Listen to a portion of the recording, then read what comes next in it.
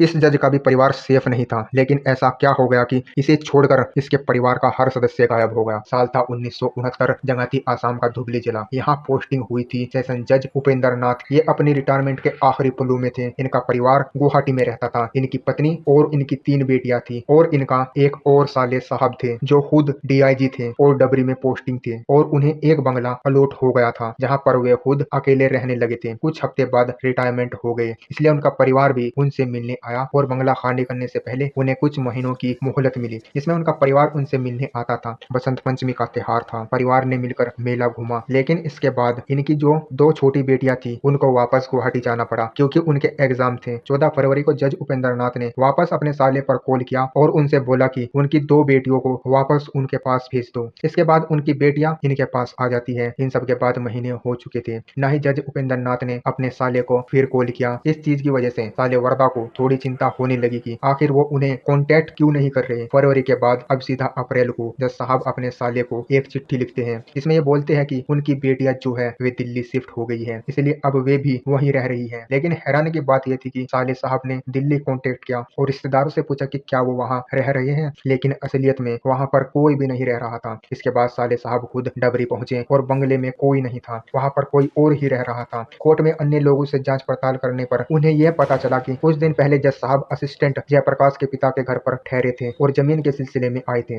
उनका मन एक जमीन खरीदने का था और उन्होंने उनके पिता से यह बोला था कि इस बारे में किसी को ना बताए क्योंकि उनके पास काफी ज्यादा पैसा है। इत्तेफाक से असिस्टेंट के पिता ने उनसे ये भी पूछ लिया कि वे ठहरे कहाँ पर रहे हैं, तो उन्होंने बताया कि वो सिलीगुड़ी के सवाई होटल में ठहर रही है। साले साहब डबरी के थाने में गए और वहाँ से पुलिस को लेकर सिलीगुड़ी के उस होटल में पहुंचे। वहाँ पर पता करने पर यह पता चला कि उपेंद्र नाथ नाम का एक आदमी रूम नंबर 3 में ठहरा हुआ है। जैसे ही उस रूम में गए तो वहाँ पर और कोई नहीं था, बल्कि जज साहब उपेंद्र ही थे जो अकेले वहाँ पर रह रहे थे। अब साले साहब ने पूछा कि उनकी भांजिया कहाँ पर है। उपेंद्र ने बोला कि वो दिल्ली गई हुई है। साले साहब ने बोला, अच्छा दिल्ली गई है तो मेरे साथ चलो, मुझे उनसे मिलवाओ। लेकिन इस चीज का जवाब उपेंद्र नाथ के पास नहीं था। रिटायर्ड जज उपेंद्र ने फिर उसके बाद ये बोला कि मैं तुम्हें बता नहीं सकता, लेकिन तुम्हें लिख कर बताता हूँ। उसके बाद उन्हें पेन और पेंसिल दिया गया, जिसमें उन्होंने लिखा कि उनकी बीवी पत्थर से फिसल कर गिर गई थी, जिसकी वजह से उन्हें गहरी चोट लग गई थी और ऑन द स्पॉट उनकी मौत हो गई थी। फिर बड़ी बेटी ने जैसे ही इस चीज को देखा तो वो काफी ज्यादा सदमे में पहुंच गई और सदमे में पहुंचने के बाद उसने काफी ज्यादा नींद की दवाई खा ली। इसकी वजह से दोनों की मौत हो गई और डर के मारे जज साहब ने उन दोनों लाशों को ब्रह्मपुत्र नदी में फेंक दिया। इसके बाद उन्होंने बताया कि 14 फरवरी को उन्होंने अपनी 2 और बेटियों को भी बुला लिया। उन्हें वे ब्रह्मपुत्र नदी के पास ले गए और इस वाक्य के बारे में उन्होंने दोनों बेटियों को बताया। सदमे में आकर उन्होंने नदी में कूदकर अपनी जान दे दी। सब कुछ सुनते ही वहाँ खड़े हर एक इंसान के होश उड़ गए। फिर क्या था, साले साहब ने बोला कि आप हमारे साथ पुलिस स्टेशन चलो और अपना बयान लिखवाओ। एक्स जज साहब उपेंद्र नाथ ने बोला कि ठीक है, मैं अपने कपड़े बदल आता हूँ, उसके बाद बयान लिखवाता हूँ। वो कपड़े बदलते हैं और बाथरूम में जाते हैं और अचानक से काफी ज्यादा तेज आवाज आती है। जैसे ही सब बाथरूम की तरफ भागते हैं तो ये पता चलता है कि उन्होंने अपने पेट में ही चाकू मार लिया है। इसके बाद जल्दी से उन्हें हॉस्पिटल में भर्ती कराया गया और आज का दिन था 25 जुलाई 1970। ब्रह्मपुत्र रिवर की जांच की गई, लेकिन वहां पर कोई लाश नहीं मिली। इसके बाद बंगलों के स्टाफ के अंदर सदस्यों से भी पूछताछ की। स्टाफ मेंबर ने यह बताया कि उन्होंने काफी सारे पेड़ खुदवाए थे, काफी बड़े गड्ढे करवाए थे। होटल की जांच करने पर एक चिट्ठी हाथ लगी और उस चिट्ठी में उपेंद्र नाथ ने कुछ शब्द लिखे। इसमें यह लिखा था कि जब मेरा परिवार ही नहीं रहा इस दुनिया में तो मैं अब जिंदा रहकर क्या करूंगा। 9 अगस्त रिकवरी के बाद पूछताछ करने पर उन्होंने ये कन्फेस किया कि हाँ, उन्होंने ही अपनी फैमिली को मारा है, जिनकी बॉडी को अपने स्टाफ मेंबर उमेश की मदद से उन्होंने उस बंगले में दफन कर दिया था। पुलिस ने बंगले में खुदाई करवाई और खुदाई करने पर उन्हें 4 कंकाल मिले। 15 फरवरी को उपेंद्र को फांसी दे दी गई, लेकिन हैरानी की बात यह थी कि बहुत ज्यादा बार पूछने के बाद भी उन्होंने ये राज नहीं बताया कि आखिर क्यों उन्होंने अपनी फैमिली की हत्या की थी।